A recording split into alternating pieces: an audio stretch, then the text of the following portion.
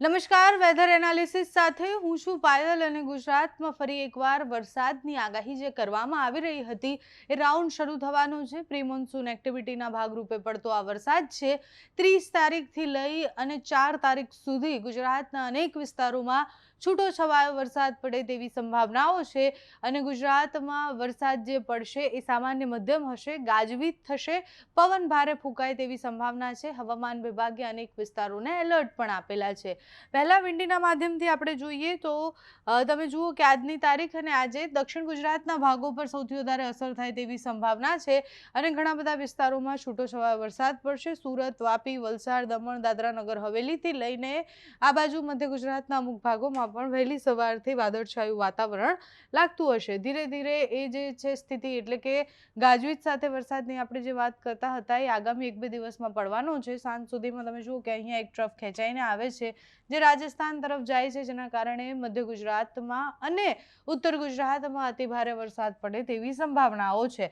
અતિભારે વરસાદમાં પણ ચોમાસામાં પડે એટલો બધો વરસાદ નહીં, પ્રી મોન્સૂન એક્ટિવિટીમાં જેટલો વરસાદ પડતો હોય એ પ્રમાણે વરસાદ પડશે. 31 તારીખે તમે જુઓ કે દરિયાકાંઠાના વિસ્તાર અને દક્ષિણ ગુજરાતમાં ભારે વરસાદ ગાજવીજ સાથે બતાવી રહ્યા છે. સુરત, નવસારી, વલસાડ, વાપી, વ્યારા આ બધી જગ્યાએ વરસાદ પડશે. મહુવા, ભાવનગર, રાજુલાવાળો પટ્ટો, અમરેલીવાળો જે આખો પટ્ટો છે ત્યાં વરસાદ પડવાની સંભાવના છે. ગાજવીજ સાથે કડાકા ભડાકા સાથે વરસાદ પડવાની આગાહી હવામાન વિભાગ, હવામાન નિષ્ણાંત દ્વારા કરવામાં આવી છે અને વિંડીમાં પણ અત્યારે જ સ્થિતિ દેખાઈ રહી છે. એટલે 30, 31, પહેલી, બીજી અને ચોથી તારીખ સુધી, બીજી તારીખે સૌથી વધારે વરસાદની આગાહી છે. પ્રી મોન્સૂન એક્ટિવિટી અને સાથે જે અરબી સમુદ્રમાં સિસ્ટમ બની હતી એના ટ્રફ ધીરે ધીરે જે ખેંચાઈને આવતા હતા, બંગાળની ખાડીમાં એક સિસ્ટમ બની હતી એ ધીરે ધીરે મધ્યપ્રદેશ તરફ આવી અને એના કારણે પણ ગુજરાતના અનેક વિસ્તારોમાં વરસાદ પડી રહ્યો છે. આ જુઓ તમે કે ઇન્દોર તરફ એક મજબૂત સિસ્ટમ બનેલી છે. હવે ત્યાં સિસ્ટમ બની છે ધીરે ધીરે નીચેના પ્રદેશોમાં જાય છે, મહારાષ્ટ્ર તરફ જાય છે.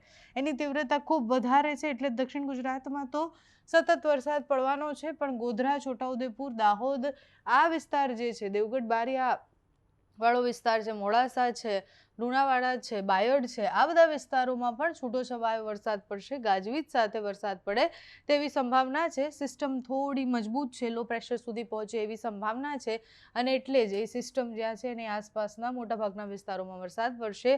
રાજકોટ, જામનગરવાળા પટ્ટામાં વરસાદ પડવાની સંભાવના છે. ત્યાં પણ ગાજવીજ સાથે પહેલી તારીખે વરસાદ બતાવી રહ્યા છે. એટલે ગુજરાતના અનેક વિસ્તારોમાં છૂટોછવાયો મધ્યમ ભારે પવન સાથે ગાજવીજ સાથે વરસાદની આગાહી જે છે એ વિંડીમાં અત્યારે દેખાઈ રહી છે. હવામાન વિભાગની આગાહી પણ તમને બતાવીશું કે કયા કયા જિલ્લા એવા છે જેમાં હવામાન વિભાગે એલર્ટ આપેલા છે. તમે બીજી તારીખે જુઓ કે દક્ષિણ ગુજરાતના ભાગોમાં તો એટલો જ વરસાદ છે, મધ્ય ગુજરાતમાં પણ વરસાદ પડવાની સંભાવના છે. દરિયાકાંઠાના વિસ્તારો અને ઉત્તર ગુજરાત બધે જ વરસાદ પડે તેવી આગાહી છે. એટલે બીજી તારીખે તમે જુઓ કે ટ્રફ કેટલો ખેંચાઈને આવે છે. ધીરે ધીરે આખા ગુજરાતમાં એ ફેલાશે અને સૌથી વધારે અસર આ પટ્ટો જે છે દરિયાકાંઠાનો ત્યાં થવાનો છે, વડોદરામાં થશે, અમદાવાદ, મહેસાણા અને ઉત્તર ગુજરાતના ભાગોમાં પણ એ ટ્રફની અસર થવાની છે અને એટલે જ ભારે વરસાદની આગાહી કરવામાં આવી છે. આ પ્રી મોન્સૂન એક્ટિવિટી અને અલગ અલગ જે સાયક્લોનિક સર્ક્યુલેશન સિસ્ટમ બની હોય એ સિસ્ટમના ટ્રફ ખેંચાઈને આવે એના કારણે પડતો વરસાદ છે. બીજી તારીખે એની તીવ્રતા વધશે, ત્રીજી તારીખે સૌથી વધારે વરસાદની આગાહી છે. એના સિવાય બાકીના દિવસોમાં છૂટોછવાયો મધ્યમ વરસાદ પડે તેવી આગાહી કરવામાં આવી છે. હવામાન વિભાગ શું કહે છે એમની આગાહી પ્રમાણે પણ જોઈએ કે કયા કયા વિસ્તારો એવા છે કે જ્યાં એલર્ટ આપવામાં આવ્યું છે કે આ વિસ્તારોમાં સાવચેત રહેવાનું છે, આ જિલ્લાઓએ સાવચેત રહેવાનું છે. હવામાન વિભાગે જે 30 તારીખ માટે આગાહી કરી છે એ જોઈએ તો 30 તારીખ બનાસકાંઠા, સાબરકાંઠા, મહેસાણા, અરવલ્લી, મહીસાગર, પંચમહાલ, દાહોદ, છોટાઉદેપુર અને આ બાજુ ગીર સોમનાથ અને દમણ, દાદરા નગર હવેલી આટલા વિસ્તારોમાં વરસાદ પડવાની આગાહી છે. એટલે આ બધા જ વિસ્તારોમાં આજે ગાજવીજ સાથે વરસાદ પડે તેવી સંભાવનાઓ છે. 31 તારીખે તમે જુઓ કે તીવ્રતા વધતી જઈ રહી છે. 31 તારીખે બનાસકાંઠા, મહેસાણા, સાબરકાંઠા, ખેડા, આણંદ, વડોદરા, છોટાઉદેપુર, નર્મદા, તાપી, ડાંગ, દમણ, દાદરા નગર હવેલી, ગીર સોમનાથ આટલા વિસ્તારોમાં યલો એલર્ટ આપેલું છે. બાકી અરવલ્લી, મહીસાગર અને દાહોદમાં ઓરેન્જ એલર્ટ આપવામાં આવ્યું છે એટલે ત્યાં ભારે વરસાદ પડે તેવી સંભાવના છે. પહેલી તારીખે તીવ્રતા પાછી ઓછી થઈ જશે. મહેસાણા, સાબરકાંઠા, અરવલ્લી, મહીસાગર, પંચમહાલ અને આણંદ આટલા વિસ્તારોમાં યલો એલર્ટ છે. બાકીના વિસ્તારોમાં ઓરેન્જ એલર્ટ ધીરે ધીરે અપડેટ થશે એટલે આ 2 દિવસ છે એટલે 30-31 તારીખ 48 કલાક જે છે એ ભારે છે, એમાં વરસાદ પડવાનો છે. એના પછી 1લી તારીખથી થોડી તીવ્રતા ઓછી થશે, પછી 2જી-3જી તારીખે વધારે વરસાદ પડવાની સંભાવના છે. હવામાન વિભાગ ધીરે ધીરે અપડેટ કરતા રહેશે, એ માહિતી પણ તમારા સુધી પહોંચાડતા રહીશું. વહેલી સવારથી ઘણા વિસ્તારોમાં વાદળછાયું વાતાવરણ થઈ ગયું છે. ખેડૂતો થોડા ચિંતિત છે.